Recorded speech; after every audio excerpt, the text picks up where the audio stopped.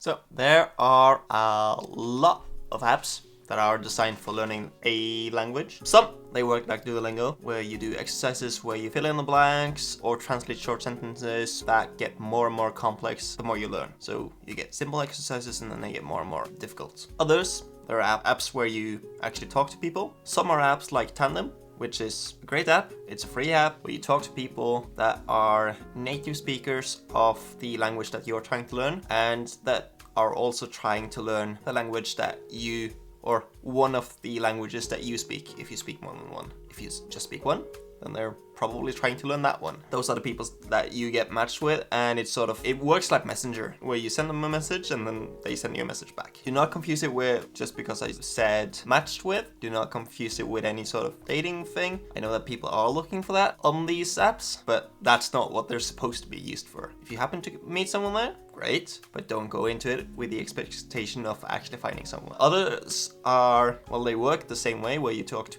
native speakers. There are apps like italki, where you actually pay for the time of someone and you get a teacher. It could be what they call a community teacher, where it's just you pay for a person to teach you a language and they don't have to be a certified teacher. Or you could pay for what they call a teacher, which is someone who has some sort of qualification and they're supposed to be teaching you a language. And most of the time that is with video calls, which is also a way that Tandem is a bit different. I mean, you have video call access, but most people don't end up using it. Mostly it's just chat messages. But these apps, like italki for instance, they're not cheap at all. So if you're trying to learn a language and that's the only method that you're using, then I certainly hope that you have a lot of money. Otherwise, yeah, you're probably not gonna get very far. Then there are the apps that are designed to be the best apps for learning new words in a language. Okay, so here you see how Anki looks. Shows you a flashcard.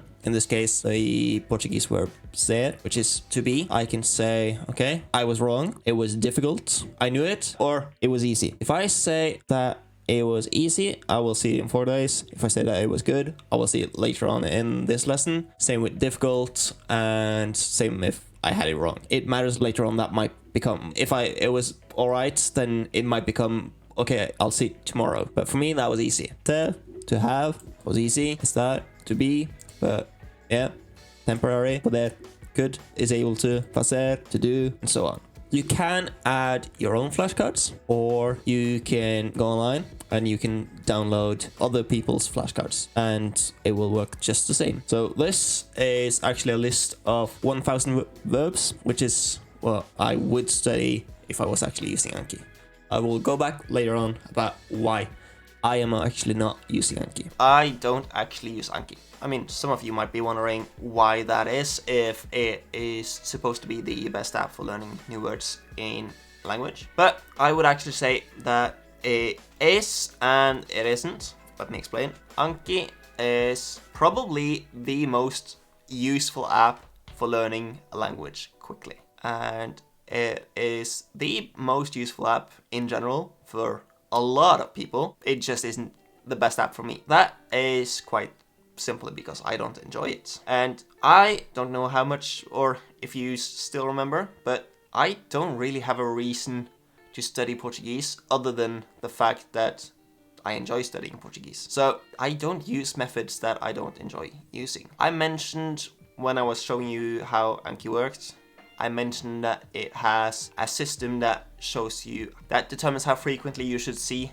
a word depending on how easy it is for you to understand it. Like if I understand the word like fazer, to do, that for me that is fairly simple, then I can say that, okay, that's easy and I don't want to see it again for some time because I don't need to practice that word. I already know it. But for words that I don't know, that wouldn't really work for me because I don't use Anki every single day because I don't enjoy using Anki. And if I don't use it frequently enough, then the words that I should be learning, should be studying, I'm not seeing them as often as I should be. And that means it will probably not work for me. So most, or a lot of you might think that, okay, this is just a one-time thing. He's tried it, he didn't like it, and that's it. but I would say that that's it. I actually used Anki for a month back when I first started learning Portuguese, and I pushed myself through that month and I learned a lot, but I started not liking it. And so I stopped and I took it up again, like probably 3 or 4 months later on, and it was still the same thing. I didn't enjoy it and it made me want to quit studying Portuguese. That's a clear red sign that you shouldn't keep doing it. And I recently went back to it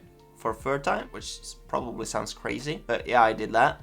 And I found out, okay, I still don't enjoy it. So Anki is probably just not for me. But I know that for some people, yeah, it is probably perfect. I would actually say that it is perfect for 2 types of people. So the first type is the people that have to learn a language quickly. It could be for work, it could be some other thing where you're, for some strange reason, having to move to a country where they speak that language and you want to be able to understand what's going on. In that case, I would say you have to learn it. And if I actually had to learn Portuguese, then I would use Anki every day, and I would learn so much from it. But I am doing it for fun, and I have all the time in the world to study. For the people that actually have to learn it, I would say add Anki to your study routine. You're probably going to be seeing a lot of progress. That should be because you have to do it. Or you could be in the other category of people that should be using it. So these are people that actually don't have to study a language, but they study a language just because they want to. I would say that as long as you actually enjoy it, keep going. But provided that you're learning a language because you actually want to learn a language, not because you have to learn a language, I wouldn't use Anki if you don't enjoy it. Use it if you enjoy it. Avoid using it if you don't enjoy it. So my goal when designing my language learning routine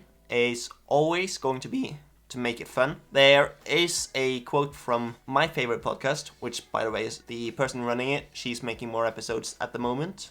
So those episodes are coming out after New Year's. I'm looking forward to it so much. That is actually the podcast that is partly responsible for me having started this YouTube channel, which is amazing. But there is a quote from one of the episodes there, which says that what is fun gets done. It rhymes, but it also makes a ton of sense. Let's say that you don't actually have to do something, but you enjoy it. You're going to be doing it. If you don't have to do something and you don't enjoy it, then you're probably not going to be doing it. So if you're studying because you want to, then there's no reason for you to not make it fun to study as well. If you make it fun, then you can also be sure that, yeah, you're going to be getting your studying done. So I hope that this video helped, whether or not you had ever heard about Anki, or whether for some reason you ended up watching this video and were in doubt as to whether or not Anki was perfect for you. I hope that it helped. Regardless, I hope to see the next video.